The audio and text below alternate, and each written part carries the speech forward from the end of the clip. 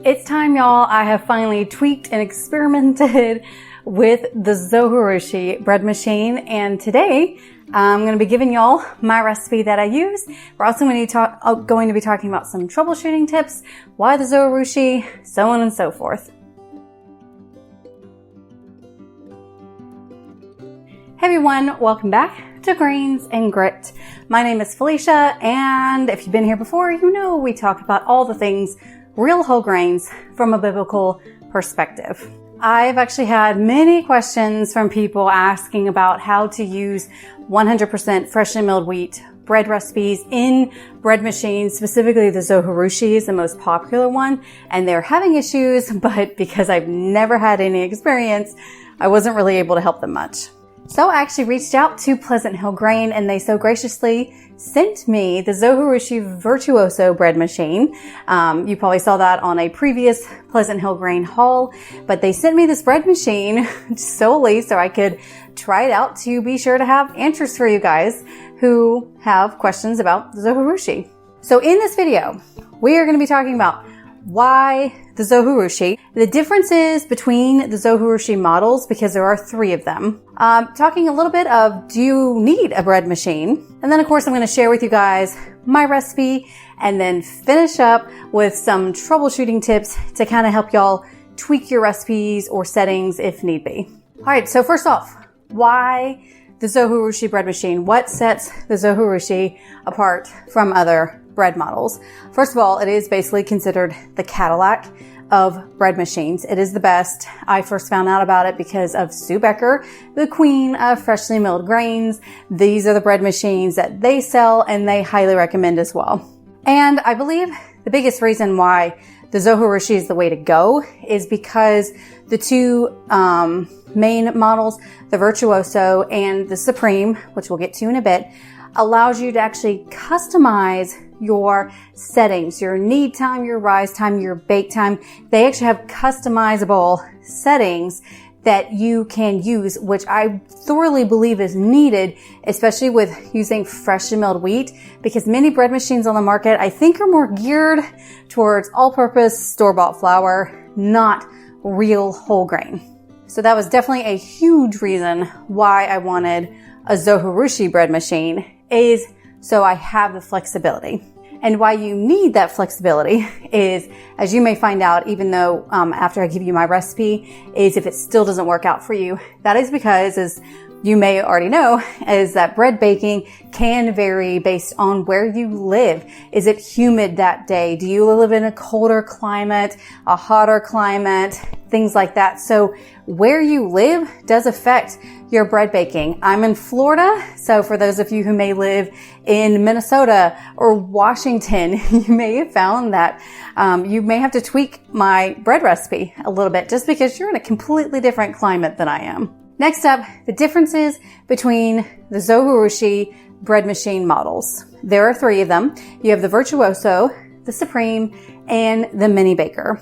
But before we get into the differences, let's talk about today's sponsor, and that is, of course, Pleasant Hill Grain. Not only do they sponsor this video, but as I said before, they sent me this amazing bread machine to allow me to help you guys out with your questions. If you haven't shopped at Pleasant Hill Grain yet, you certainly are missing out.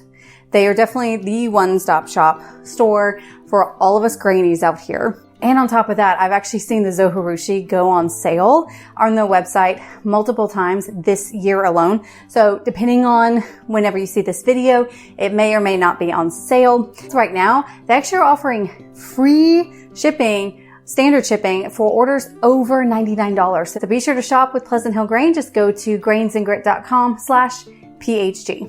Okay, so let's talk about the differences between the Z models. And this is one thing that I love that Pleasant Hill Grain provides on their website, is they actually provide a handy dandy chart to compare them.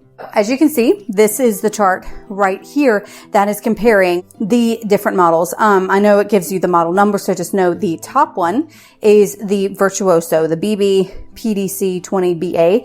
That is the Zojirushi Virtuoso. And then under that is the Zojirushi Supreme. And then under that is their Mini Bread Baker. Now, personally speaking, I would not bother with the Mini mainly because, as you can see, the custom cycles, they have no custom cycles, which I really believe is important for us to have. The other main difference between the Mini Baker and the Virtuoso and the Supreme is the Virtuoso and Supreme have 2 pound capacity for their loaves, while the Mini Baker is 1 pound loaf. Now, the main difference between the Virtuoso and the Supreme, and again, what I have is the Virtuoso, and again, as you can see on this chart, the main difference is the number of cycles, the pre-programmed cycles. The Virtuoso obviously has way more pre-programmed cycles than the Supreme. However, one thing to consider is that both of them have 3 customizable memory settings, which, as I said, I think that is actually the most important to consider. So as far as memory settings go, they have the same amount. So if you're not caring about the other settings, like salt-free, the vegan, the sugar-free, things like that, then, you can save some money possibly and go with the Supreme. But do you know the other main difference is the heating elements? So the Virtuoso has a heating element here on the top in the lid and on the bottom, where the Supreme only has their heating element in the lid. So that's a huge thing to consider. So it's possible that the settings that I'm going to be showing you, the recipe that I show you, if you have the Supreme, you may need to tweak the settings solely because of the heating elements where they're at. That can possibly affect the recipe.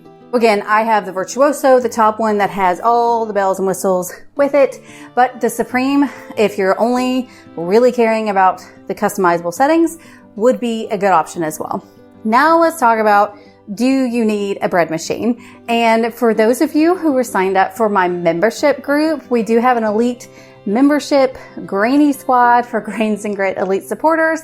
I do have that link in the description box below if you're interested, but my members have access to a private podcast. And many episodes ago, I actually shared with my members, this was a few months ago, that I was getting the Zojirushi Virtuoso bread machine, and I actually walked them through kind of my thought process on why I didn't already have one, do you need one, things like that. So for my members, you probably have already heard of this, but for those of you who have not heard the podcast, let's talk about why you might need a bread machine. And the main thing for me is time.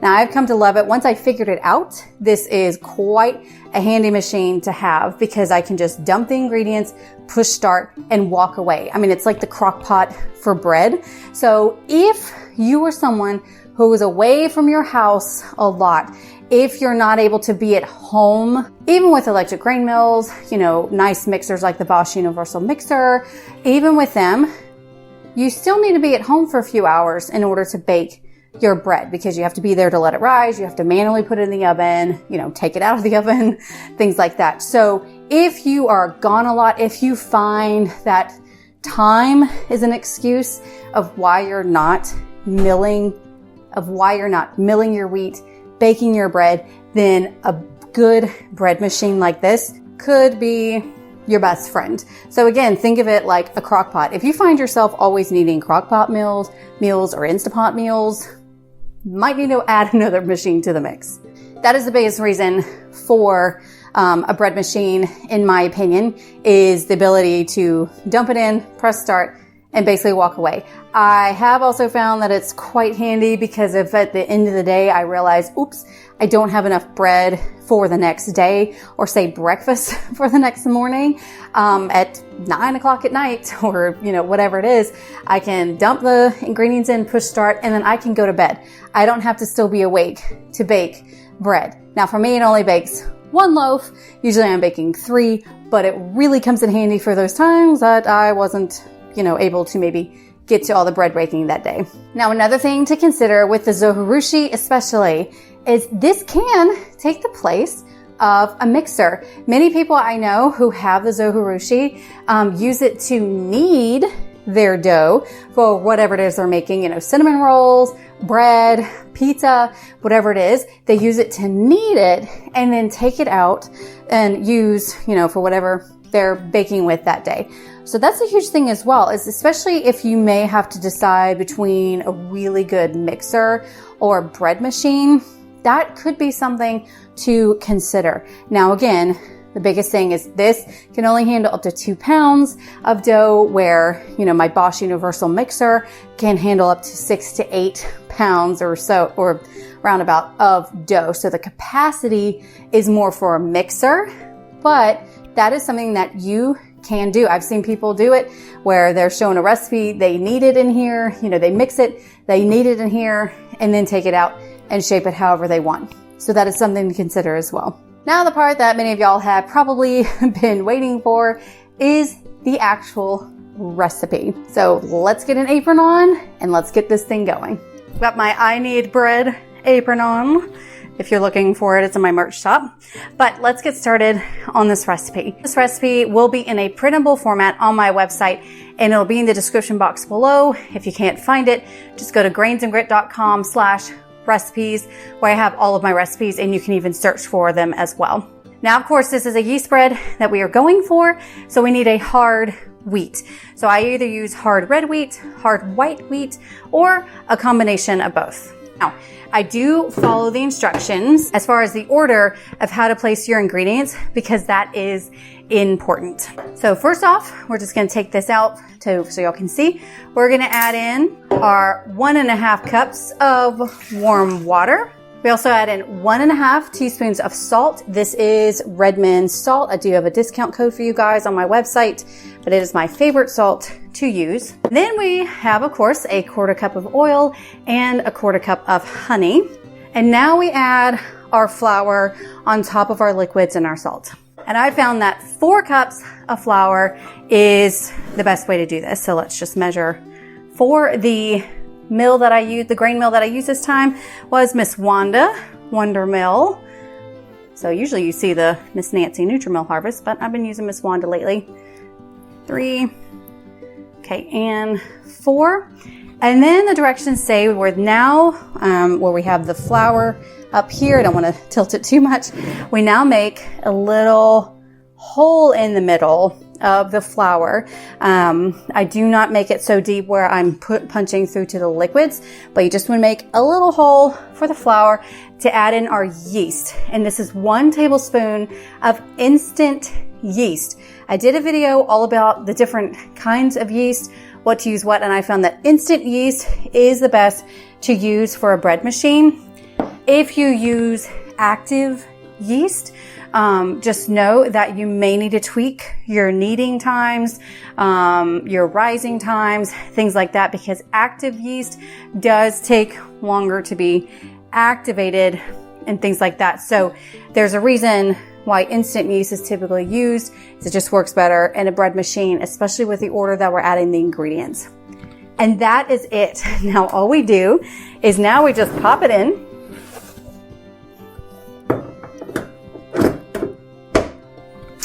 Close it.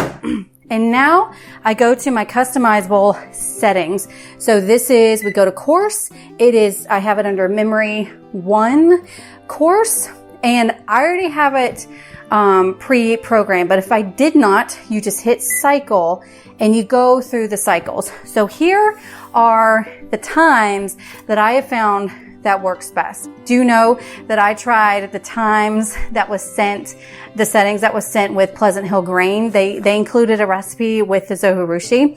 That did not work for me. Not surprising. They're in Nebraska. I'm in Florida. I wasn't expecting it to work. I also tried Sue Becker's time settings. Did not work for me either. And she's only just in North Georgia. So, I mean, it's just a little crazy on it, but I also did not use, and I think I did try Sue Becker's recipe. I cannot remember if I did. But anyway, for the settings, we have for rest, I have 18 minutes. For the knead, I have 15 minutes. Shape is off. Now, I will say if you do want to have a more perfect domed shaped of a bread, you'll see that this is not as perfectly smooth on the top when this is done. This is where you do want it to beep when it's time to shape it, so you can pull it out, you can then shape your loaf, put it back in, and then proceed with the rising and the baking to have a bit prettier of a loaf. But if I'm doing it in here, I don't really care. And we're just here to eat the bread, not make it all like ridiculously pretty. So that's the option with the shape. So for this recipe, I have it where it is off. Then I have rise 1 at 25 minutes. And then I have turned off rise 2 and rise 3. And then I have the bake time at 35 minutes. And then I have keep warm. I have it off because I do want the bread to cool down. So I don't even bother with that. I have it off. So those are my settings. And again, all of these will be in my recipe, my printable recipe, and we'll be getting to troubleshooting in just a bit. So now that I have all that done, and the beauty of the Zojirushi is once I have figured out my settings, I don't have to go through them anymore. So now all that I have to do is I just go to course, memory 1, and I push start, and it shows me what time it should all be completed by. But basically for me, it's about, I think, an hour and a half of a cycle, and we're going to let this go. You're not going to hear it first off because remember I have it where it's resting for 18 minutes. And then, you're going to start hearing it. Do know that this is a quiet machine, or fairly quiet at certain times, mainly with the kneading. You may hear a little bit of action, but it's not like a grain mill or like it's going to keep you up in the house. Not as loud as a mixer, things like that. So while this is baking, let's now go into some troubleshooting tips. Problem number 1. If you're using your Zojirushi bread machine and you find that your bread is still caving in the middle after it is baked. Super frustrating. Here's what you need to do, and here's what I did, because again, this took me several tries to actually tweak the recipe and figure things out. So I've been there, and this is basically what I have done. If the bread is still caving in, that is usually meaning that the bread has risen too much. Now do remember that when bread rises, we go through the rise, and then usually with the bake, it's going to rise a little bit more. So there's this delicate balance. So first of all, if your bread is caving in, I would adjust the rise time. Adjust the rising time, back it off a little bit. You may also have to tweak the baking time, but I would certainly adjust the rise time first. Also, what I learned is I was following other people's instructions where they were doing a second rise. And once I eliminated the second rise, that actually helped a lot. So if you're already doing 2 or 3 rises, may just go ahead and start with eliminating one of those rises. Go with one less. See how that works. Again, this is just going to take some tweaking. Second problem is your bread too dense? I definitely was cranking out some dense loaves when I first started with the density. I tweaked a lot of things, and in doing that, I think it fixed the bread being too dense. So first of all, this is sometimes just a rising problem. It's not rising enough. So you may need to adjust your rising time where it's a bit longer to give it time to rise. Another thing is you may need to adjust the kneading time. It's possible that it's just over kneading, so you need to back off on that a bit. The third thing you may need to adjust is the amount of flour that you use. Typically in my 1 loaf recipe, I call for more 4.5 to 4 3/4 cups of flour-ish. Now again, that can vary. And I found that I had to just back off to 4 cups of flour, and that was helping my recipe. So again, when the bread is too dense, this could just be a variety of things. Too much flour, not enough kneading, or you over kneaded it and it's just not rising well. So also check your yeast as well. If it's a rising issue, like I said, I have found that instant yeast works the best for the bread machine. And the last problem is your bread is just not rising. You find that no matter what you did, the bread is just not rising enough to get tall. So of course, not rising enough can lead to other problems like bread being too dense. So your bread not rising, you may be using the wrong yeast. There may be a problem with your yeast, especially active yeast. So again, recommend the instant yeast. That is what bread machine yeast actually is. If you see that in the stores, it's generally just instant yeast. So go ahead and use that. And of course, if it's not rising, you may just not be giving it enough time to rise. Also, if your bread is not rising, are you doing more than one rise? When I eliminated the second rise, that helps so much because I was noticing that it was rising well after the first rise. It would knead it a little bit, punch it down, and then it wasn't rising as well for my second rise. So that told me, eliminate the second rise, and you may have to as well. My biggest tip that I have learned with the Zojirushi is, again, if you have my simple yeast bread loaf recipe, where, we're doing it mixer by hand, not in a bread machine, most of these settings are actually very close to my original recipe. How long it takes to rise is very close. The bake time is exact. I bake my bread in the oven for 35 minutes and I bake it in here for 35 minutes.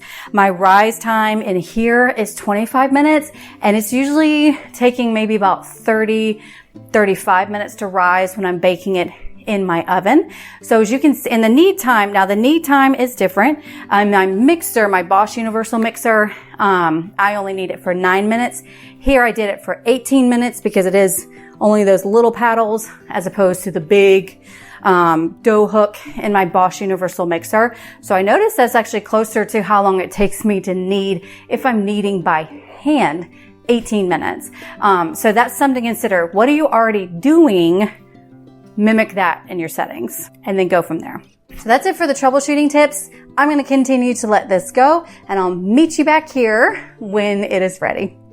And it is done. So now the moment of truth.